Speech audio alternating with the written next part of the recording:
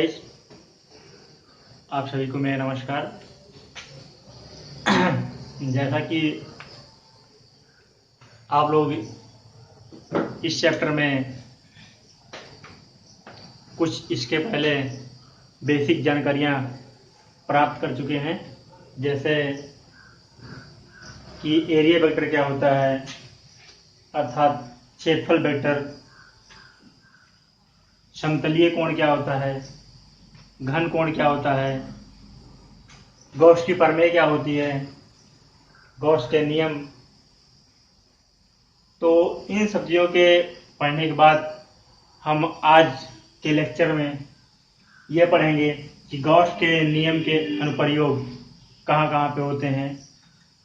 तो जैसे कि हमने इसके पहले वाले वीडियो में देखा है कि गॉस के अनुप्रयोग के बारे में देखा हमने कि अनंत लंबाई के अनंत लंबाई का कोई तार होता है जो समान रूप से आवेशित होता है। उसके निकट किसी बिंदु पर वैद्युत क्षेत्र की तीव्रता कैसे हम ज्ञात करते हैं। हमने इसके पहले वीडियो में देखा है कि कोई अनंत लंबाई का तार होता है और जिस पर समान रूप से आवेश वितरित होता है। जो आवेश होता है वो समान रूप से वितरित होता है। यदि तार पर समान रूप से आवेश है तो इसके चारों तरफ समान रूप से विद्युत क्षेत्र भी होगा। यदि आवेश धन आवेश है तो विद्युत क्षेत्र की दिशा बाहर तरफ होगी। तो उसके चारों तरफ एक समान रूप से विद्युत क्षेत्र होता है, लेकिन हम उस तार के निकट किसी बिंदु पर हम विद्युत क्षेत्र की तीव्रता ज्ञात करते हैं। जो कि हमने ज्ञात किया था, उसका सूत्र था इक्वल टू 1/4πε0 2λ/r। क्या था? तो आज की वीडियो में हम देखेंगे, इसी के अगले क्रम में आज की वीडियो में देखेंगे कि समान रूप से आवेशित कोई चादर होती है, लोहे की शीट क्या होती है, जो कि नॉन कंडक्टिव होती है, अचालक चादर होती है। उसके निकट किसी बिंदु पर विद्युत क्षेत्र की तीव्रता कैसे ज्ञात की जा सकती है। मतलब कोई चादर लेते हैं, कोई चादर होती है जो क्या होती है, अचालक होती है और वो समान रूप से आवेशित होती है। तो उससे उसके निकट किसी बिंदु पर विद्युत क्षेत्र की तीव्रता किस सूत्र के द्वारा और कैसे हम ज्ञात करते हैं, हम आज की इस लेक्चर में देखेंगे। तो आइए देखते हैं क्या होता है।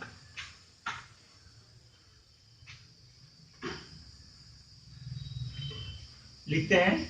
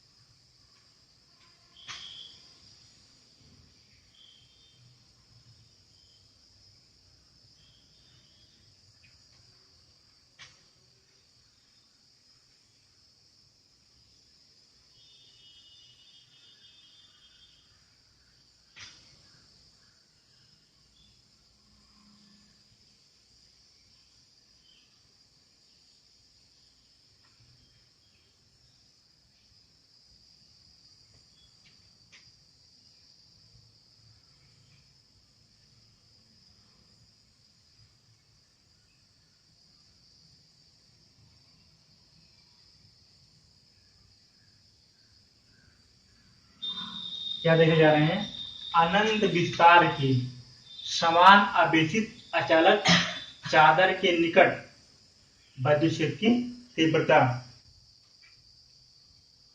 आप लिखा अनंत विस्तार की समान, मतलब कि कोई चादर लेते हैं, क्या है, ये कोई चादर है जो क्या है, इस पे समान रूप से क्या है, ये धन आवेशित है। क्या है?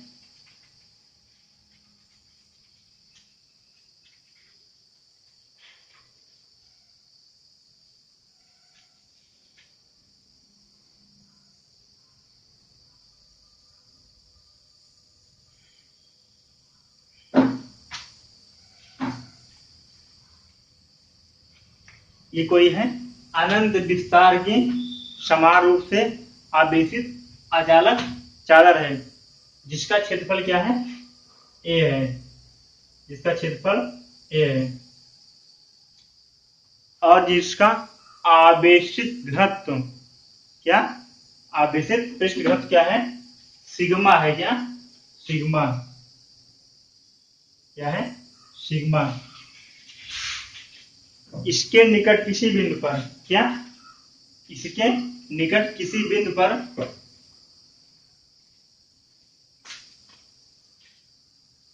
कोई बिंदु पी लेते हैं किस दूरी पर, आर दूरी पर।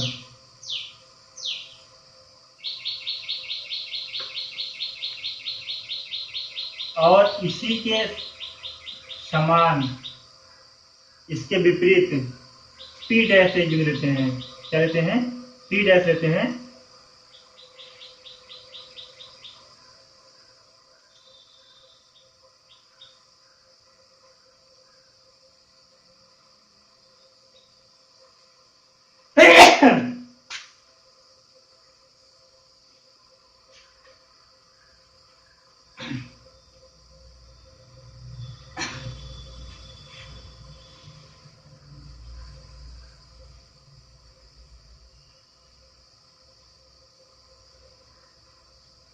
आपने क्या लिखा?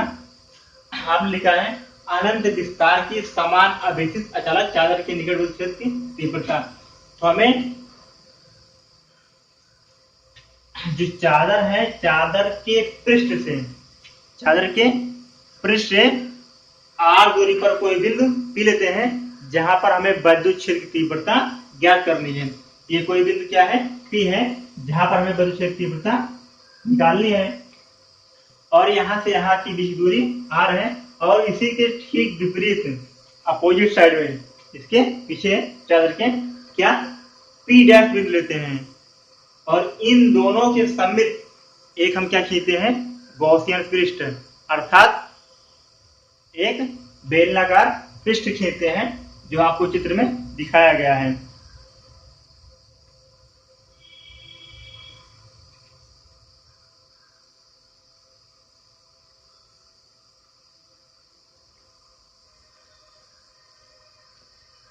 ये क्या है,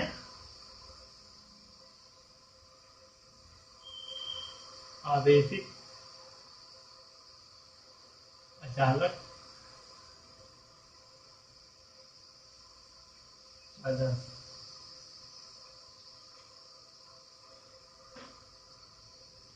हम जानते हैं कि जो ये क्षेत्रफल ए है, और इससे आवेश समान रूप से क्या है, चादर पर आवेश जो क्यू है समान रूप से वितरित है।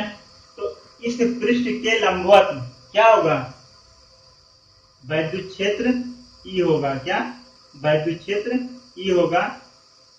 और ये कोई छोटा अवयव क्या है, डीए, क्षेत्रफल अवयव क्या है, डीए है।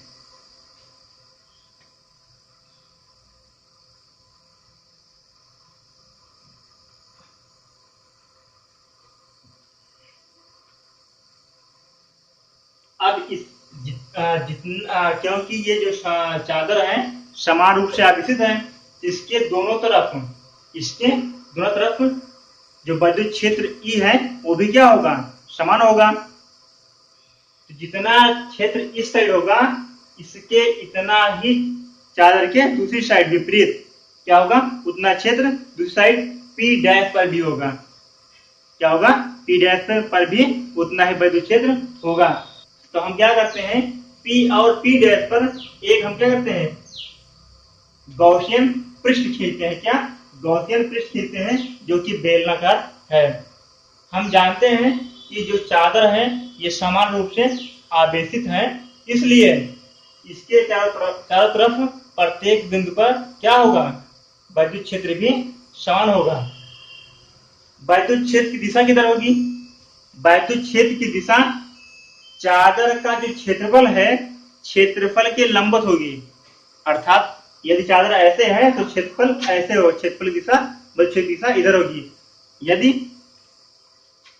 क्या है, हम देख रहे हैं ये क्या है, ये कोई चादर है, तो चादर जो चादर है, चादर क्षेत्रफल है, क्षेत्रफल के अभिलंबवत वैद्युत क्षेत्र की दिशा ये है, जो कि इस गॉसियन पृष्ठ के समांतर तथा जो गॉसियन पृष्ठ है उसके समतल के लंबवत होगी। जैसे ये गॉसियन पृष्ठ है, ये क्या है, ये गॉसियन पृष्ठ है, और ये क्या है, ये समतल है, इसके क्या होगी, लंबवत और इसके समांतर। अर्थात अगर गॉसियन पृष्ठ ऐसे हैं, गॉसियन पृष्ठ कैसे समांतर होगी, और जो ये क्षेत्र समतल होगा, ये भाग होगा, उसकी क्या होगी, अभिलंबवत। तो आइए लिखते हैं कुछ इसके बारे में।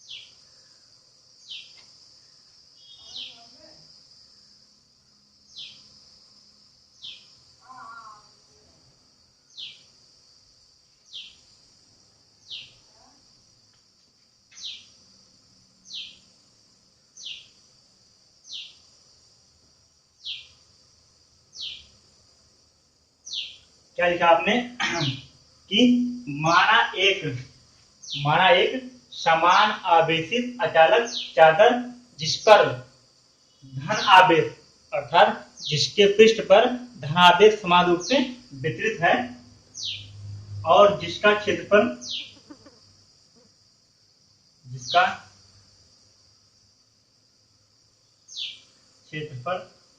ए है।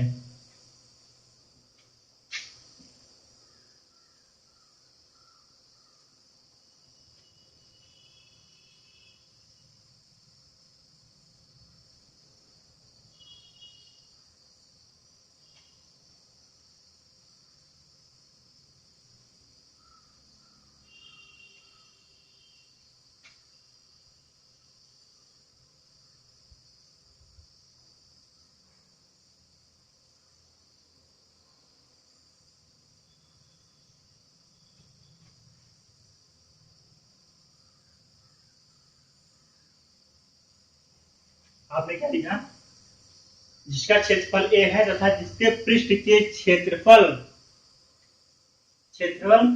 का आवेश घनत्व, क्षेत्रफल का आवेश घनत्व क्या है, तो हम लिखते हैं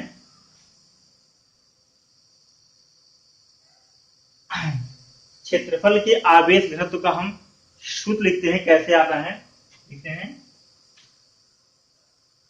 परिभाषा लिखते हैं, प्रति एकांक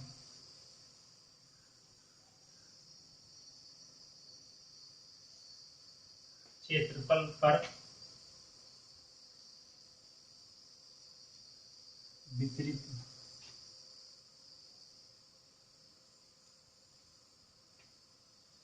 आवेश की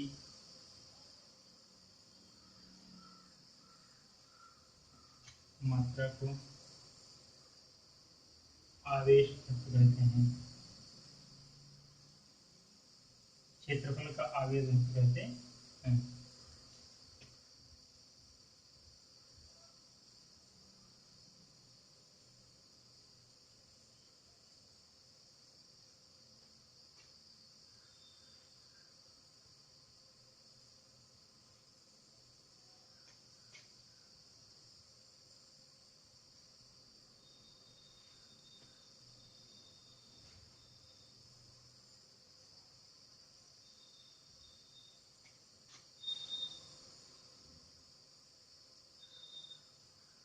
क्या होता है Q अपान ए, क्या होता है Q अपान ए। तो हमने अब तक क्या देखा कि जो इसका आवेश घनत्व होता है, जो समान आवेशित अचालक चादर के क्षेत्रफल का पृष्ठ के क्षेत्रफल का जो आवेश घनत्व सिग्मा होता है वो क्या होता है Q अपान ए।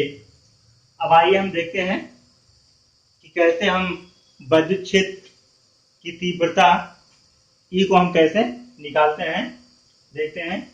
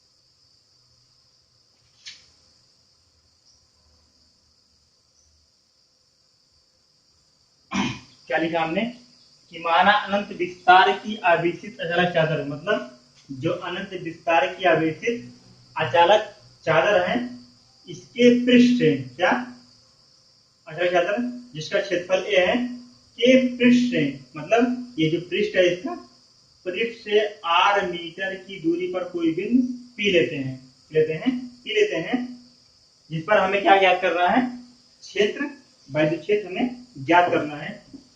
आइए इसके आगे लिखते हैं।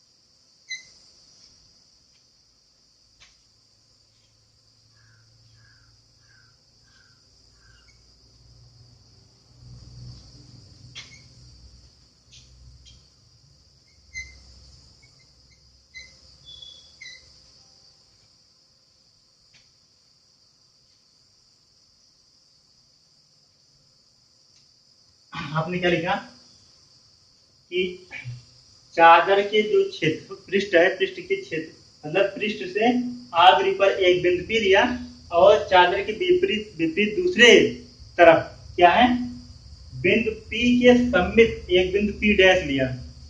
क्या लिया? P डैश लिया।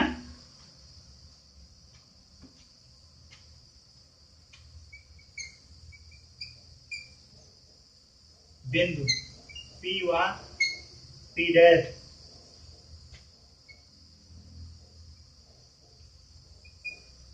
से होकर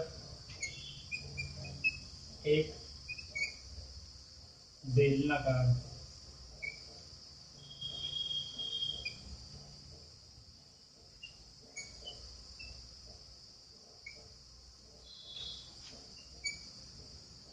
गॉसियन पृष्ठ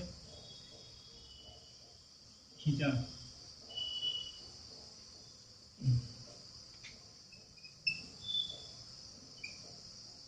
जिसका क्षेत्रफल वेक्टर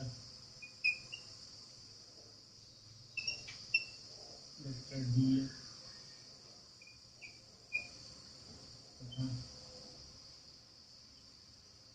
विद्युत क्षेत्र वेक्टर ई है।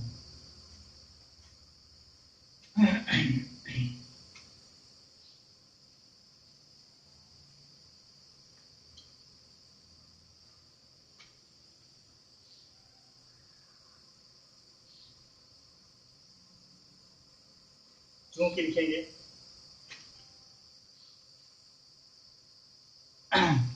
बिंदु P पर, क्योंकि इसका जो अवयव क्षेत्रफल है वो क्या है, dA है।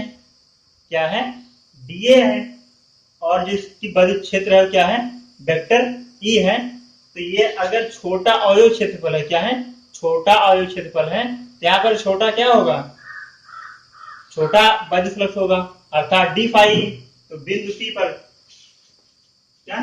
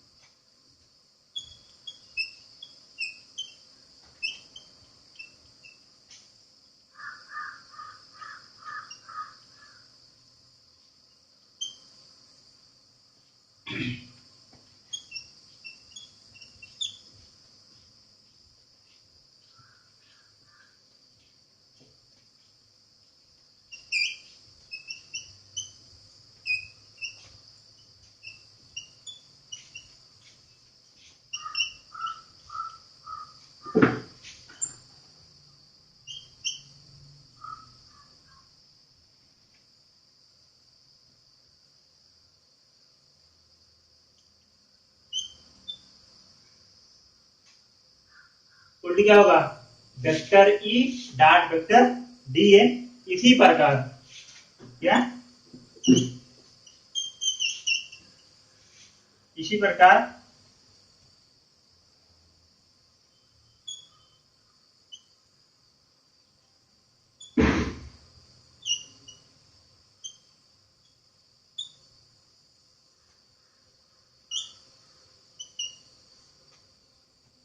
चादर की दूसरी तरफ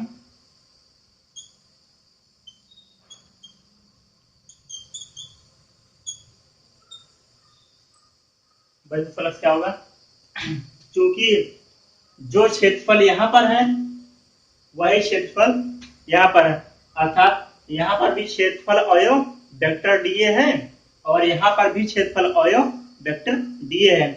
और चादर जो है समान रूप से आवेशित है, इसलिए चादर के पहली तरफ अर्थात इस साइड भी क्या होगा, विद्युत क्षेत्र वेक्टर ई समान होगा और इसकी दूसरी तरफ भी क्या होगा, वेक्टर ई समान होगा। इसे लिखते हैं डी फाई इक्वल टू, यहाँ पर भी d phi equal to vector E dot vector d ए।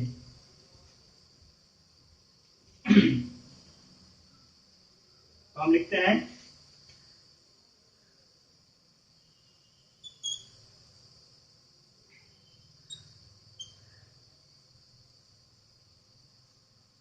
चादर के दोनों तरफ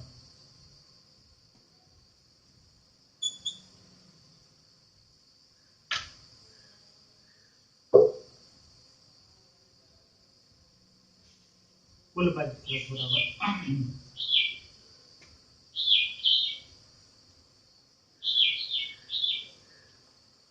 तो जितना विद्युत फ्लक्स इधर है उतना ही विद्युत फ्लक्स इधर भी है। इन दोनों को हम क्या कर लेंगे, ऐड कर देंगे। तो क्या हो जाएगा, डी फाई इक्वल टू क्या होगा, total d phi equal to क्या हो जाएगा, vector E dot vector d A plus vector E dot vector d A. हम इसे अब हम क्या निकालेंगे, ये तो रहा केवल छोटे अवयव क्षेत्रफल, अर्थात जो छोटा अवयव क्षेत्रफल डीए है उसके कारण जो हमारा विद्युत फ्लक्स है वो है। अब क्योंकि ये संपूर्ण अर्थात पूरे जो मतलब पूरी चादर है जिसका क्षेत्रफल क्या है, ए है, क्या है, पूरा क्षेत्रफल ए है, उसी के कारण जो बद्ध फलक है अब हम उसको निकालेंगे।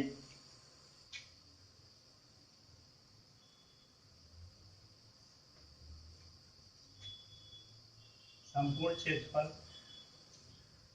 ए के कारण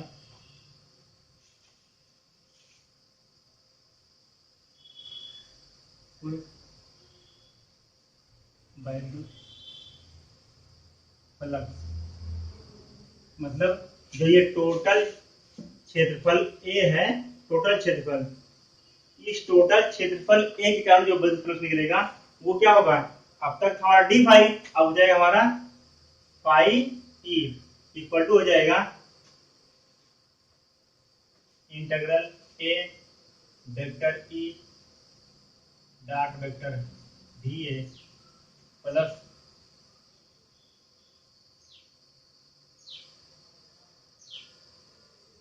डी ए। लिखेंगे फाई ई बराबर E vector d A plus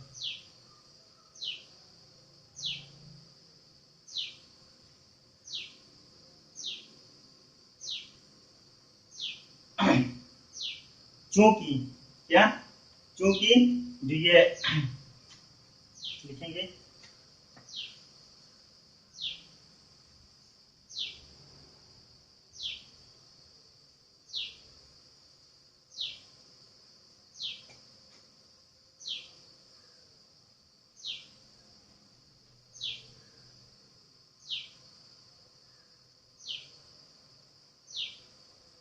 ऐसा लिखेंगे, जहां की जो इंटीग्रल ए डी ए है ये क्या है, संपूर्ण क्षेत्रफल, क्या है, संपूर्ण क्षेत्रफल।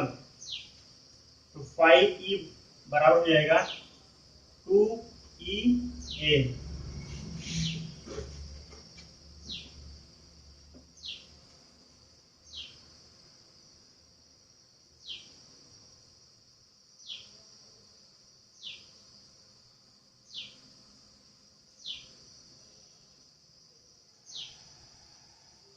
क्या है, जहां पर ये डी ए क्या है, टू डी ए क्या है, हो गया संपूर्ण क्षेत्रफल हो गया। तो आगे लिखते हैं इसी प्रकार, आपने देखा पहले हमने इस पर बंद फ्लक्स निकाला, इस बिंदु पर पी पर, उसके बाद हमने पी डैश पर निकाला, फिर उसके बाद हम इन दोनों को जोड़ दिए, क्या कर दिए, जोड़ दिए। क्यों, क्योंकि जितना क्षेत्रफल इधर है उतना क्षेत्रफल इधर है, और जितने बद्ध क्षेत्र इधर है उतना बद्ध क्षेत्र इधर है, हमने कुल निकाल दिया इन दोनों बिंदुओं पर। तो हमने क्या कर दिया, जोड़ दिया, और उसके बाद जब देखा हमने कि इसका टोटल क्षेत्रफल क्या है, ए है, टोटल क्षेत्रफल ए है, जब टोटल क्षेत्रफल ए का जो बद्ध प्लस पाई ई निकला, तो निकला हमारा क्या, टू ई ए, जहां पर वेक्टर डी ए संपूर्ण क्षेत्रफल अर्थात पूरे चादर का क्या है, क्षेत्रफल है। तो आगे देखते हैं,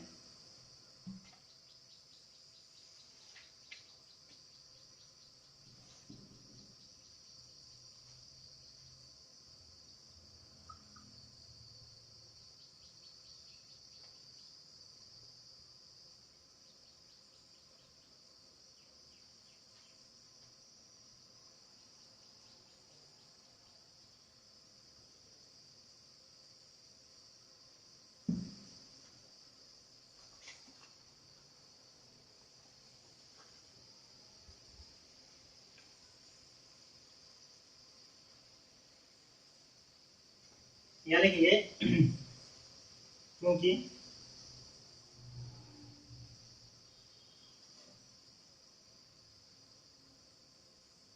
वेक्टर ई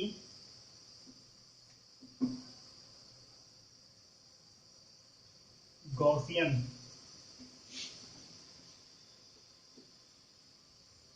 गॉसियन बेलनाकार पृष्ठ, क्या, क्योंकि जो ये वेक्टर ई है एक गॉसियन बेलनाकार पृष्ठ के क्या है, बेलनाकार पृष्ठ के समांतर तथा क्षेत्रफल वेक्टर तथा क्षेत्रफल वेक्टर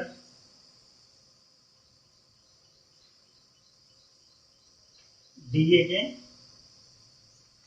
अभिलंबवत है। क्या है?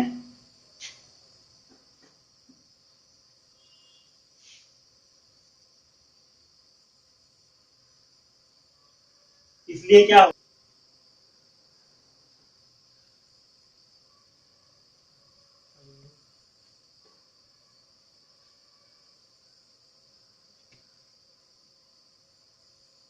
इसलिए गॉसियन पृष्ठ से होकर गुजरने वाला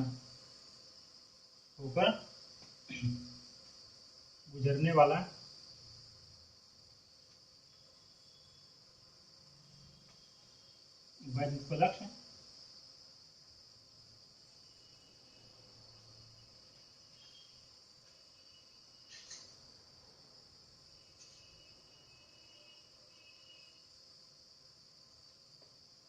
कह रहे हैं कि गॉसियन बेलनाकार पृष्ठ के समांतर क्षेत्रफल वेक्टर डीए, मतलब जो क्षेत्रफल ई है, अर्थात जो ये क्षेत्रफल ई ऐसे दिखाया गया है, ये क्या है?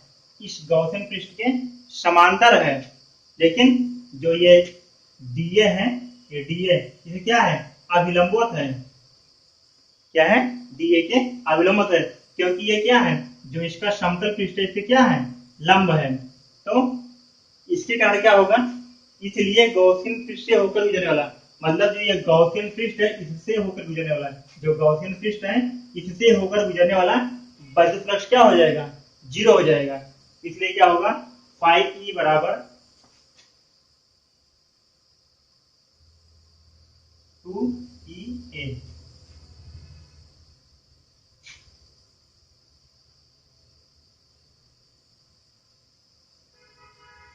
इसको हम डालते हैं क्वेश्चन नंबर फर्स्ट, आगे देखते हैं।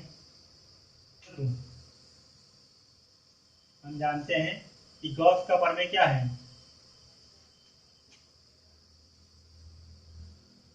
गॉस की प्रमेय से होता है फाई ई बराबर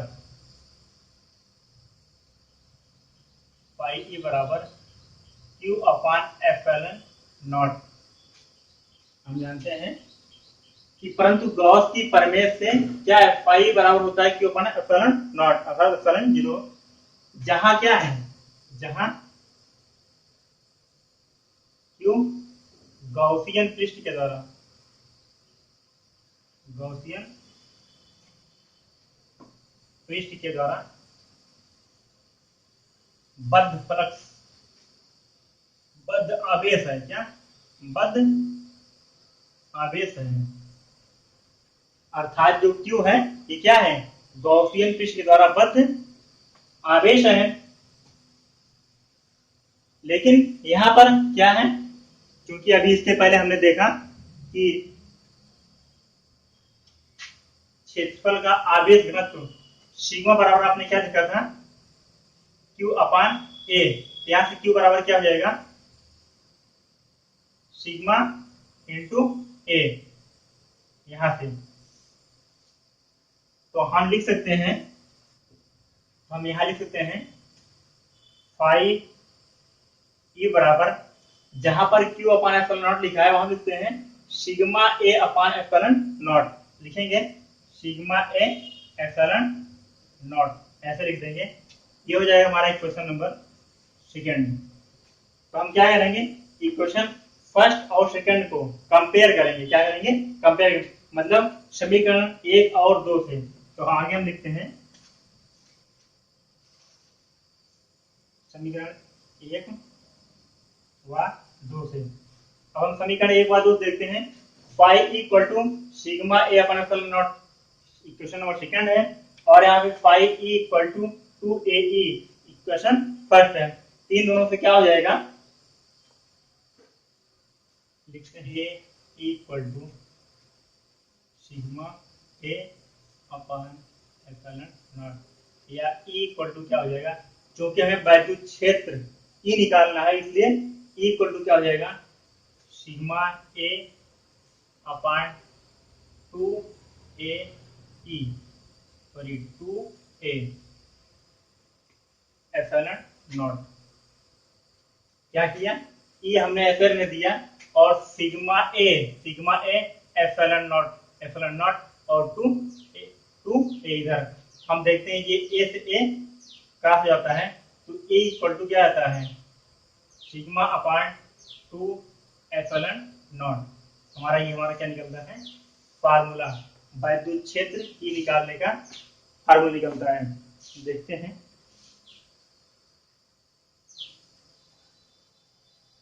अनंत विस्तार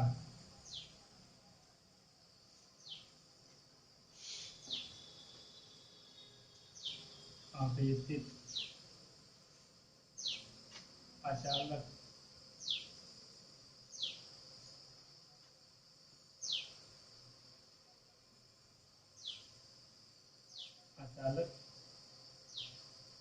चादर के निकट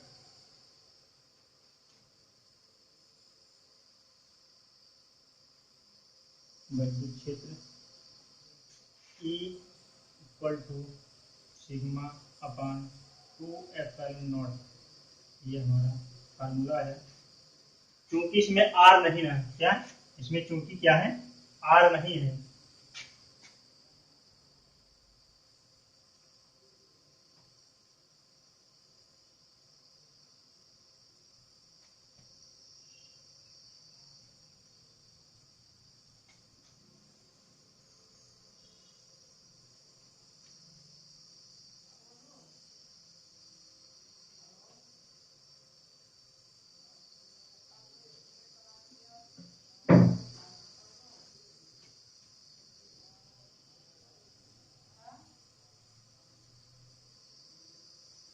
इससे बदलता है कि चादर के निकट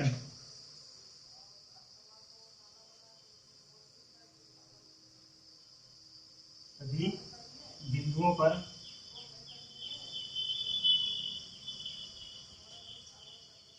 वैद्युत क्षेत्र समान होगा, वैद्युत क्षेत्र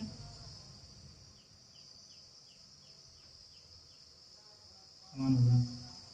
क्या कहा हमने इस बात से, क्योंकि इसमें जो फार्मूला है इसमें जो ये आर है, ये आर जो ये फार्मूला है, फार्मूला में जो आर है ये आर नहीं ना, इस बात से यह पता लगता है, इस बात से यह पता लगता है कि इस चादर के दोनों तरफ किसी भी बिंदु पर, इसके चादर के दोनों तरफ किसी भी बिंदु पर, इसके करीब में किसी भी बिंदु पर वैद्युत क्षेत्र की क्या होगा समान होगा।